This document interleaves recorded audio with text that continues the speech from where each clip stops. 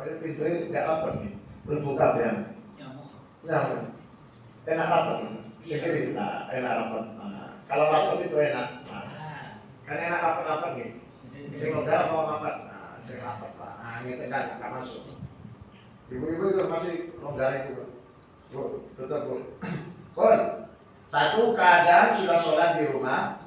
Ketika sudah apa? Sudah masuk masjid, kalau ada sholat, dengan diperintahkan ikut sholat. Satu. Yang kedua, panjenengan sholat di masjid, sholat pak masjid sendirian. Mari sholat, ada jemaah. Maka panjenengan diperintahkan untuk sholat lagi kalau ada jemaah. Yang kedua.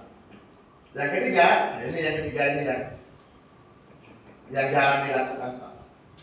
Dengan sudah sholat berjamaah, maghrib sudah tadi pak. Kemudian ada orang yang baru datang, sholat sendirian. Maka dengan diperintahkan sunnah, sangat-sangat dianjurkan dengan berdiri sebelah kanannya orang yang sholat sendirian. Sholat sendirian dengan berdiri sebelah kanan, niat makmumi. Ngemakmumi, jadi makmumnya orang sholat sendirian. Dia yang sholat sendirian itu dapat pahala jemaah. Dan itu sunnah, dianjurkan.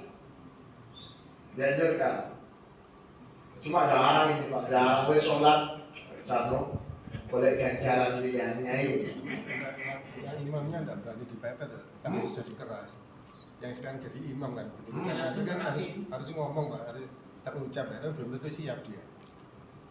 Gimana? Pepet, kamu kan saya jadi jamaah, saya pepet gini kan jadi harus dibaca keras dia. Oh iya, Sholat maghrib kalau maghrib bisa. Iya, padahal belum tentu siap kan dia pak. Belum tentu mau dia. Jadi dia sholat sendirian. Sholat sendirian pak. Kemudian oleh temannya dibantu. Sebelah kanan. Maka ini otomatis dikeraskan. Iya. Alhamdulillahirabbil alamin. Masalahnya dia gak siap. Iya. Bacaannya gak pasti Fase atau pertanyaan gak pasti apa. Iya. Jawab itu. Iya. Dia gak apa-apa, lanjut aja. Perkara dia tidak mengeraskan, dia lanjut. Oh, iya, sudah. Gak apa-apa, lanjut. Oke. Karena memang apa? Keterbatasan pengetahuan. Pokoknya jangan sampai membatalkan. Jadi ini saya bantu tadi.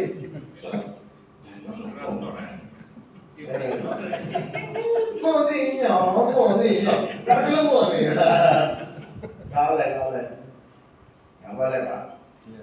Nah, ini ada orang ketika dimakmumi terkadang yang niat bantu itu yang salah. Yang niat bantu karpe golek ganjaran, tapi salah tempat.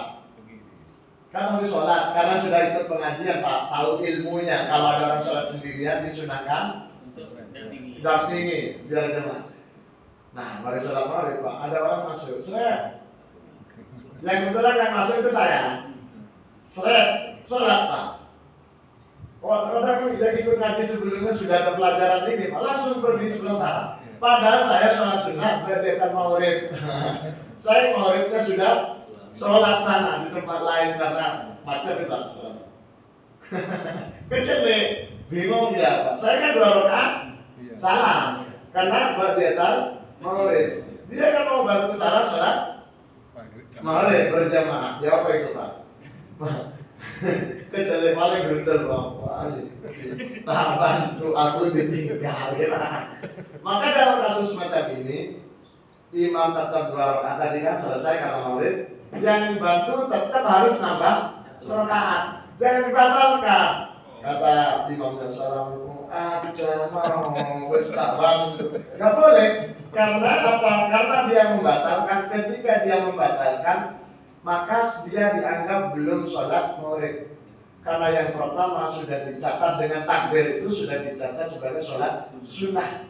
Maka maghribnya dia dengan takbir itu sudah maghrib. Kalau dibatalkan berarti dia belum sholat maghrib. Ini banyak kasus. Apa ada solusi Ustaz? Ya, jawab. Kalau ini yang ngerti ya Ustaz. Soalnya yang dibuat contoh kan Ustaz ya. Begitu Ustaz itu betul-betul dia sholat sunnah ya. Kalau ngasih aba-aba, kalau nggak boleh itu ikuti, boleh nggak Ustaz? Kan kadang-kadang sering kasih aba-aba, berarti kita tidak sedang sholat berjamaah apa? Jadi ini itu tidak batal, Pak. Saya Iya. tidak batal. Berarti kita sudah langsung mundur Ustaz. Tidak Oh, jadi paham ikut ya, mendampingi. paham. Iya. Kalau sudah takbir nggak usah batal. Enggak, pada waktu saat kita mendampingi. Nah, Kan mendampingi sudah takbir belum? kaki belum Ustaz. Kaki Oh. begitu, kaki sudah kita belum takbir. atau kadang-kadang ditepuk punggungnya. Ya. Nah, begitu ditepuk punggungnya langsung mereka ngasih Kode. kode gitu loh, kode apa-apa. Langsung kita mundur, boleh nggak kalau gitu? Oh, Kita nggak belum apa-apa. takbir, Belum takbir nggak apa-apa. Iya. Tapi kalau sudah takbir walaupun Allahu Akbar dibatalkan haram. Iya. Dosa besar, Pak. Ibadah karena dianggap bermain-main ibadah khususnya sholat. Gak boleh, Pak. Gak boleh. Bapak Ibu misalkan aku tak sholat, sih boleh Pak RW tak kau, misal kan janjian Pak RW di rumah. Dan Pak RW tak kau, aku tak batal. Itu belum sholat sudah gak boleh, Pak. Belum takbir sholatnya sudah batal. Karena sholat itu tidak boleh digantungkan pada sesuatu yang batal.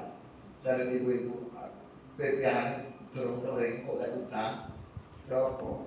Lalu waktu ngesmepet, aku tak sholat sih, boleh utang, tak batal no. Iku turun sholatnya wis batal sih, nggak boleh.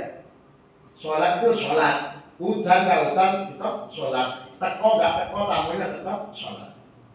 Orang kadang ngenteng no, sholat itu berat Pak. Makanya semua amal itu gantung sholat. Sholatnya baik, nanti di akhirat itu semuanya dia nggak baik semua. Maksudnya ya boleh, kalau nolong tetap jangan tidak baik Pak. Kalau sholatnya baik, menyolong kan nggak mungkin. Kalau sholatnya baik tidak mungkin nyolong Pak. Itu rumus. Hanya membaca surat Al-Ankabut ayat 56, 56 Pak. Jadi utlu ma uhiya ilaika minal kitabi wa aqimus sholata innas sholata tanha 'anil fahsya'i wal munkar wa la dzikrullahi akbar wallahu ya'lamu ma tasna'un. Poinnya adalah kalau orang sholat bisa dirinya terkendali alias tidak mau melakukan yang buruk-buruk. Berarti orang sholatnya baik kok senang gendaan, berarti sholatnya tidak baik. Maka tidak diterima. Sebab kalau orang saya, orang yang baik, Pak, nggak mungkin tidak, nggak mungkin, nolong, nggak mungkin, korupsi, nggak mungkin.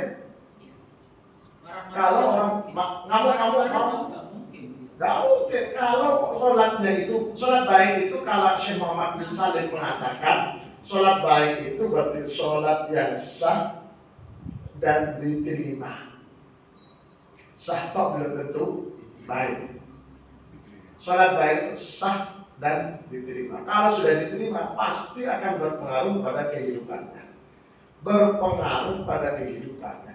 Orang yang sholat pun tanpa timun sampai keningnya hitam Pak, sampai dengkuli kapalan Pak, sampai kakinya bengkak Pak. Sholat kok. Tapi kok masih maksiat, maka jelas sholatnya itu tidak diterima. Walaupun sah.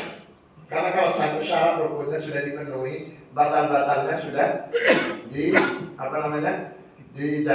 dan syarat rukunnya dipenuhi, batalnya dijauhi, itu sudah sah. Tapi belum tentu diterima. Karena hak diterimanya itu kan syaratnya nampak. Sholat itu bisa diterima. Biar masuk ini. Jadi para pemirsa, sholat itu bisa diterima syaratnya empat. Syaratnya empat. Satu khusyuk. Dua, semuanya yang dua ikhlas. Jadi kalau teks gini Pak, antakuna sholatuhu bi khusyu'il qalbi. Sholatnya harus khusyuk. Yang kedua, wa antakuna sholatuhu bi khalisil qalbi. Sholatnya harus tulus ikhlas lillahi ta'ala. Yang ketiga, wa ayyakuna ma'kuluhu wa mashrubuhu wa malbasuhu wa makanuhu halalan. Yang dimakan, yang diminum, semuanya harus halal. Jangan kan haram, syubhat pun nggak boleh.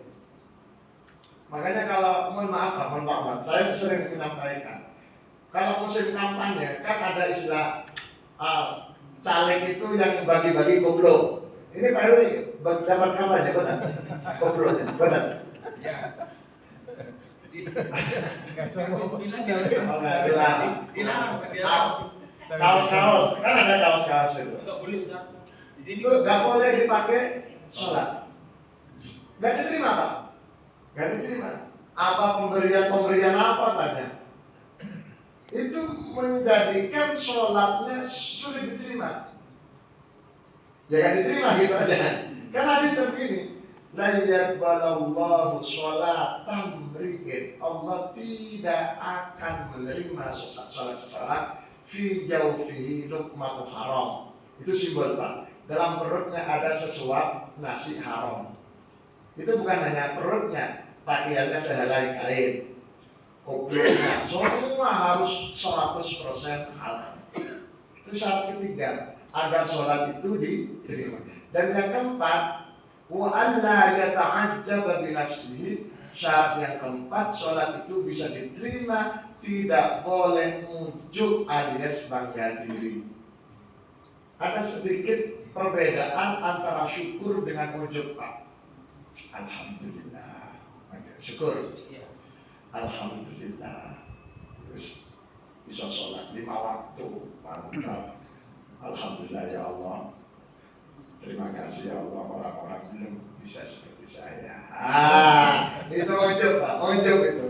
Apa ujub itu apa? sombong. Ya sombong diri. Kalau sombong itu kan ke orang, itu sombong diri sendiri. Nggak diucapkan itu dalam hati. Alhamdulillah ya Allah. Kalau niki sholat duha 8, orang-orang masih 2 semua, saya sudah 8. Itu ujub Pak. Ujub itu yang menyebabkan kata Syekh Muhammad bin Salim sholatnya tidak diterima. Karena syarat yang bisa diterima itu 4 tadi. 1 harus khusyuk, 2 harus tulus dan ikhlas, 3 semuanya harus halal, yang 4 harus menghindari kesombongan diri. Kalau 4 ini dilakukan, insya Allah sholatnya diterima. Bukan sah, jelas dari awal sah, diterima. Kalau sholatnya diterima, pasti sesuai dengan surat Al-Ankabut dan Fatimah tadi. Akan berpengaruh pada pola pikirnya positif, cara pandangnya positif, sikapnya positif, tindakannya positif, kebijakannya kalau dia seorang pejabat positif, semuanya positif Pak. Dan jarang ditemukan dia marah, kecewa, ada Pak. Orang yang sholatnya diterima itu gak pernah kecewa, gak pernah marah. Seperti jamaah Masjid Al-Muttaqin Rukun Asli Timur, orang yang tidak pernah marah, baik-baik semuanya. Ya, kira. Kan betul ya? Nggak marah tapi ngamuk. Masuk rekaman nggak? Masuk. Nanti diedit. Tadi gitu Pak. Makanya tadi ketika Pak Yuri tanya, bolehkah ketika makmum yang ingin membantu belum takbir tangannya begini, kemudian dia mundur, nggak apa-apa, belum takbir. Walaupun itu tidak dianjurkan, tidak disunahkan, karena contoh dari Rasulullah yang memberikan tangan ini Pak, tangan apa? Baik. Tanda. Apa namanya ini? Kode-kode. Kode ini Rasulullah hanya ketika ada orang ulum salam. Itu artinya sahih Pak, sahih Muslim Pak. Jadi bukan kode yang lain-lain. Bukan kode yang lain. Hadis satu-satunya Rasulullah yang ngasih kode begini, yang begini itu Pak. Ketika Rasulullah ada tamu, Assalamualaikum, Rasulullah begini. Kau usah jawab, Waalaikumsalam. Gak boleh Pak. Enggak. Tadi lisannya tetap bacaan sholat, tapi tangannya begini. Nah, itu diartikan oleh ulama satu sebagai jawaban salam, jadi salam dari itu kodenya. Yang kedua berarti dipersilahkan, silakan tunggu, jangan ganggu saya sedang sholat. Kira-kira begitu Pak. Itu satu-satunya hadis yang menjelaskan Rasul kasih kode ini. Terkait dengan kegiatan sholat berjamaah, Rasulullah ada satu hadis, jarok itu narik. Jika panjenengan sholat berjamaah, kemudian jenengan gak punya teman di belakang. Ini shot pertama penuh, shot kedua penuh, jenengan baru berangkat sendiri. Ijen kan gak boleh, maka jenengan diperintahkan tarik. Narik, andai kan mau gak narik misalkan dikasih apa namanya? Kode, gak apa-apa. Cuma kalau hadisnya tarik. Itu kalau diterjemahkan ya kasih kode itu Pak. Lek gak paham misalkan mundurin, mundur misalkan, gitu. Nah itu satu kode. Sehingga panjenengan kalau ada orang sholat dengan ingin bermakmum, aslinya tidak perlu. Nah ini yang tradisi yang sudah mengakar di Indonesia. Kalau di Arab nggak ada Pak, di Mesir nggak ada, di Maroko nggak ada orang tepuk-tepuk itu. Hanya di Indonesia kalau sholat, terkadang tepuknya terlalu keras. Kaget, ada itu. Maksudnya dia bercanda, padahal itu hukumnya haram. Nah, kalau yang keras, kalau pelan tepuk, kalau orangnya tidak merasa terganggu, maka makruh. Tapi kalau orang yang sholat yang mau dimakmumi itu merasa terganggu, hukumnya haram. Ada tuh, nggak ada hukum yang mubah nggak ada Pak. Paling ringan makruh. Makruh, haram. Nah, gitu. Hati-hati. Lalu bagaimana caranya kita untuk bermakmum? Langsung saja sampingnya. Masalahnya nggak paham juga. Itu masalahnya, itu kan rumit Pak. Kalau nggak ditepuk orangnya nggak paham. Kalau ditepuk terkena hukum haram tadi itu. Yang kena dia apa? Aku bermakmum, Nah itu membuat makanya orang itu untuk zaman sekarang, ulama Ahlussunnah wal Jamaah, khususnya Majelis Ulama Indonesia, termasuk ulama Majelis A'la kalau di Mesir itu di Maroko itu namanya Majelis A'la. Kalau di Mesir itu adalah Dewan Fatwa. Itu sepakat untuk zaman sekarang umat Islam tidak boleh tidak tahu terkait dengan hukum-hukum sholat. Gak boleh tahu Pak. Kenapa? Karena banyak pengajian, banyak kajian, banyak ustadz, banyak kiai, banyak ulama. Tidak ada kesempatan orang itu untuk tidak tahu. Mesti tahu, apalagi zaman sekarang. Lah ya itu masalah. Makanya tidak ditoleransi. Untuk zaman sekarang kesepakatan ulama tidak ada toleransi. Oh saya nggak tahu, nggak bisa. Kalau dulu bilang nggak tahu dimaafkan Pak, sepakat ulama. Dulu misalkan ulama hanya ada di Surabaya, jadi orang Banyuwangi belum ada ulamanya. Orang Banyuwangi mengatakan saya tidak tahu. Ah itu maafkan apa ya istilahnya? Dimaafkan. Saya sholatnya salah-salah, dimaafkan. Saya penting sholat. Tapi kalau sekarang sudah tidak ada alasan untuk tidak tahu, karena sudah fasilitas lengkap.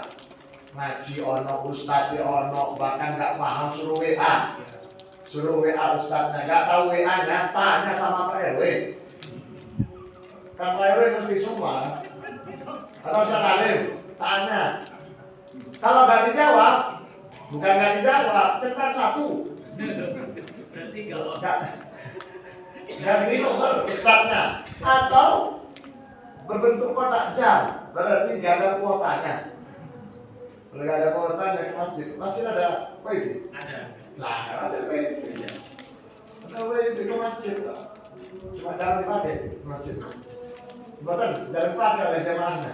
Ya jarang bawa HP. Jarang bawa HP, mantap. Itu begitu masjid itu bawa tasbih, bawa Quran, itu bawa HP. Kecuali untuk syuting-syuting demi dakwah seperti ini. Ini dakwah. Jadi yang nggak ikut ngaji bisa lihat itu dakwahnya. Dakwah namanya dakwah di YouTube. Nah YouTube. Ternyata masuk snack ya, snack. Assalamualaikum, alhamdulillah pagi-pagi sarapan masuk ya, masuk semua. Bentar dulu pertanyaan, silakan. Berkaitan dengan tadi kalau sendirian kan harus narik. Jamaah harus posisi karena dia pertama di belakang pertama harus lurus dengan imam. Satu. yang ditarik itu yang di tengah apa yang di samping? Kalau samping kan kejauhan. Kawan, yang di kanan. Kadang-kadang ditarik yang di tengah mundur. Cuman yang di sampingnya nggak ngerti, nggak merapatkan lagi. Nah, mestinya kan begitu dia ditarik yang di tengah, ini kan kosong. Yang sini merapat, yang sini merapat. Iya. Harus gitu. Itu aturannya Iya. begitu. Jadi dalam sholat jamaah itu Pak, baik belum takbir atau sudah takbir tidak boleh ada soft kosong. Siapapun yang ngerti soft kosong dibiarkan, yang ngerti dan ada kesempatan serta bisa nutup itu, maka yang ngerti itu pahala jamaahnya dikurang alias berkurang. Makanya panjenengan kalau ada kosong walaupun di depan panjenengan maju, walaupun sedang sholat. Tapi dengan catatan kakinya jangan diangkat, tapi diseret. Kalau diangkat itu menurut Imam Syafi'i itu bisa membatalkan kalau diangkat satu itu diangkat dua. Dia dua kaki berarti 4. Maksimalkan 2 kalau sudah 3 maka. Jadi aturannya dimulai dari ini ya, lurusnya ini. Berarti yang ditarik itu sebelah kanan. Oh, pas lurusnya ditarik. Kalau pas yang lurusnya ditarik kan berapa? Betul lah. Kan ini lurus. Lihat, panjenengan tarik yang di depannya pas. Mundur, nah berapa? Maka harus yang sampingnya dikit. Seret. Sampingnya. Kemudian yang depan itu paham? Geser. Kalau dibiarkan kosong depan, kemudian ada orang baru, maka tadi yang mundur maju lagi. Maju lagi, Pak. Pokoknya prinsipnya jangan ada shot yang tidak sesuai dengan tuntunan Nabi. Tidak boleh kosong. Lah, Syekh Panji bilang kosong semua. Oh, Udah segini sholatnya. Sekarang kosong enggak? Hah? Soalnya di penjara. Gimana? Belum. Tanya Ustaz. Tanya lagi. Oke. Syekh Panji bilang, betul? Sudah benar. Dia bedakan tuh. Ayo, betul. Sak. Tadi kan kalau sholatnya itu lillahi ta'ala, otomatis menghasilkan takwa. Oke. Nah, bagaimana caranya untuk bisa ke tingkat ikhlas? Ikhlas. Ya, caranya. Satu. Ya, itu sudah itu. Oke, terima kasih. Cok geruntul. Jadi kan syaratnya tadi kan khusyuk, ikhlas, terus semuanya halal dan nggak boleh sombong diri. Nah, kalau khusyuk mungkin latihan Pak ya. Kalau halal kan jelas, tidak boleh sombong latihan. Karena ikhlas. Ikhlas itu tidak akan bisa diperoleh predikat ikhlas, mukhlis atau mukhlasin bagi seorang hamba kecuali ketika dia sudah istiqomah. Kalau sudah istiqomah pasti ikhlas. Kalau belum istiqomah nggak bisa ikhlas. Harus istiqomah. Istiqomah ikatan suami atau istri di rumah. Bukan. Itu plesetannya. Dia kata kok istri gak balik. Istiqomah itu melakukan satu amal baik Pak ya. Satu amal baik yang dianjurkan secara kontinu, secara terus menerus. Ngaji istiqomah. Ngaji hadis akam istiqomah. Baca Quran misalkan harus subuh panjenengan baca huruf tabarok istiqomah.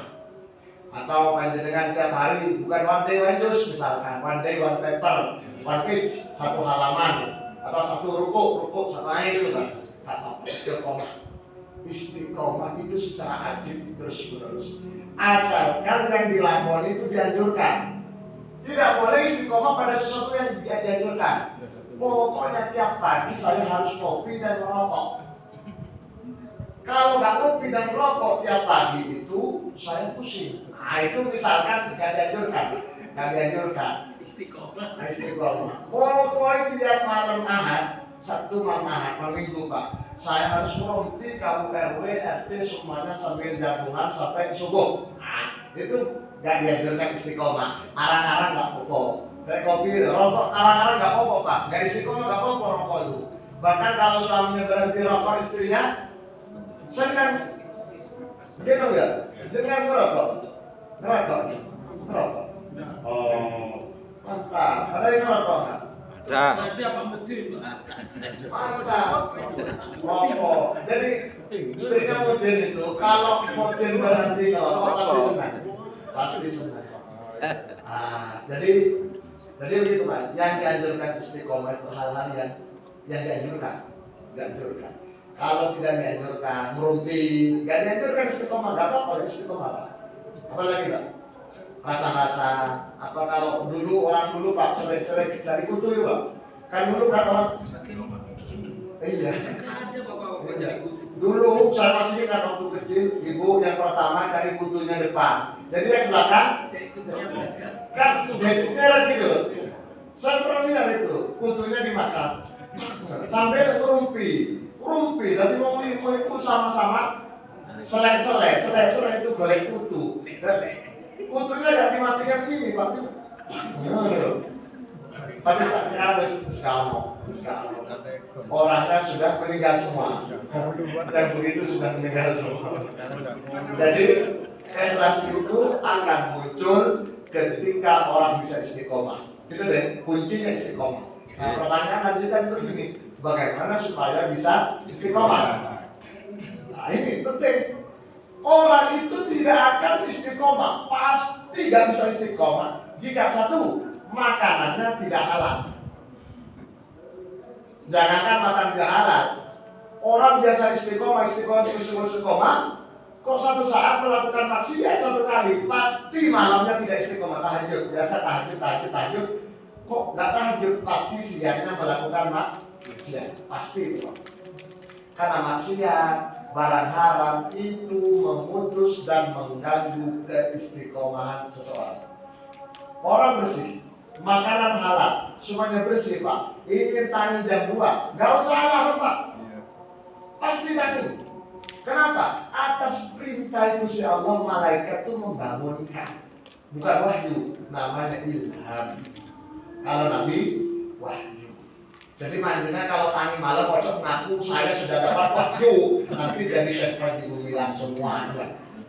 Ilham alias perasaan. Pasti tani Pak. Tidak perlu alarm, tidak perlu minta tolong digugain. Beker nggak perlu Pak. Pasti tani kalau orang itu bersih. Jika ada orang sulit tani, pasti dosae. Saya lihat apa? Semacam TikTok apa tadi? Lek ngantukan Ustaz gimana? Lek ngantukan gimana? Ngantukan itu ada dua. Mungkin karena penyakit. Kecapean. Satu penyakit ya. Mungkin loro kecapean. Capek Pak. Mungkin selama telu kekenyangan. Itu kan ngantuk, bukan ngantukan Ustaz. Oh. Kalau ngantukan kan setiap saat ngantuk. Oh penyakit. Kalau ngantukan penyakit. Maksud saya ngantuk itu ada dua. Mungkin karena kenyang atau capek. Ngantuk itu. Ada sahabat dulu Pak. Sahabat itu kan siangnya kan kerja Pak. Capek Pak. Pas pagi maghrib diundang makan oleh sahabat yang lain, makan daging onta. Padahal siangnya belum makan. Ya lahap Pak. Alhamdulillah. Nah, wis capek ditambah kenyang. Tapi sahabat gak pulang walaupun capek ngantuk itu Pak. Tetap nunggu sholat isya. Nah, itu sahabat Nabi bukan sahabat kita. Kalau sahabat kita ngantuk wis boleh nunggu isya kan biasa namanya manusia. Waktu sahabat manusia ini itu dulu Pak. Nah waktu ini goyang Pak, bokongnya ngangkat bunyi tot gitu Pak. Apa namanya? Tutup. Tapi sahabat gak ketawa. Di Arab itu kentut itu biasa Pak. Maksudnya kalau kita aja mengalir Pak. Ternyata keluar dari Masjidil Haram orang kentut tot. Wis itu langsung bagus ini Pak. Coba di sini tot depan orang Pak. Ketemu ibu kurang ajar, tak sopan. Nah, Rasulullah ngerti bahwa orang itu terus dibiarkan menjelang iqamah, nggak wudu. Karena memang dia nggak sadar kalau dirinya betul. Akhirnya Rasulullah katakan, ini kalau saya tunjuk suruh wudu, pasti ditanya, kenapa saya disuruh wudu? Nah saya jawabnya gimana? Gitu perasaan Rasulullah. Akhirnya kok saat masjid semua suruh wudu. Rasulullah katakan hadisnya begini, hadis sahih Pak. Man akala lahman ibil. Sopo sing mari mangan daging onta. Maka harus wudu. Ini orang yang nggak paham sejarahnya pasti menyimpulkan bahwa daging onta batalkan wudu. Padahal bukan. Rasulullah sasarannya senyentuh itu biar ambil wudu. Yang sudah punya wudu itu namanya tajdidul wudu, ngajari wudu. Ngajari wudu sudah. Jika wudu yang pertama sudah dipakai sholat. Jangan misalkan lagi, kan sudah wudu mau misalkan gerak-gerak Pak, mau wudu lagi nggak apa-apa. Tapi kalau belum dipakai sholat nggak boleh wudu lagi. Enggak, saya pokoknya harus wudu lagi. Padahal belum dipakai sholat. Ya tutup toh. Tapi baru wudu lagi. Dia nggak bisa tutup pipis no. Lek nggak boleh pipis, tangannya lebok nang manunge, pegang manung ngapunten. Aku tak wudu maning, dilus-lus Pak. Batal. Karena pegang kemaluan, batal. Kemaluannya sendiri atau kemaluannya orang lain, batal Pak. Wong punya sendiri aja batal, apalagi punya orang lain.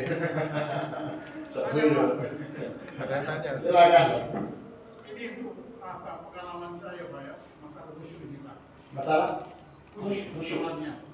Antara ini banyak faktor saya tidak suka. Pertama, kalau biasanya sholat apa namanya asar rakaat pertama atau kedua zuhur itu kalau imannya itu Pak terlalu panjang ya Pak. Tapi juga sudah ada ayat kadang-kadang ada ayat terpendek itu adalah hati kita akhirnya melayang-layang pikiran itu Pak. Itu ada ustaz mengatakan itu manusia ini ketanya itu begitu. Akhirnya Pak, jalan keluar ke saya Pak, mengingat Allah. Apa benar? Atau menambah ayat lagi. Kadang-kadang sudah 3 ayat pendek, belum selesai dia Pak. Berarti sholat saya jadi terima kurban itu Pak. Bagaimana jalan keluarnya itu Pak? Ya, jadi begini. Khusyuk itu nggak sulit, harus latihan Pak. Khusyuk itu tidak mesti harus hening.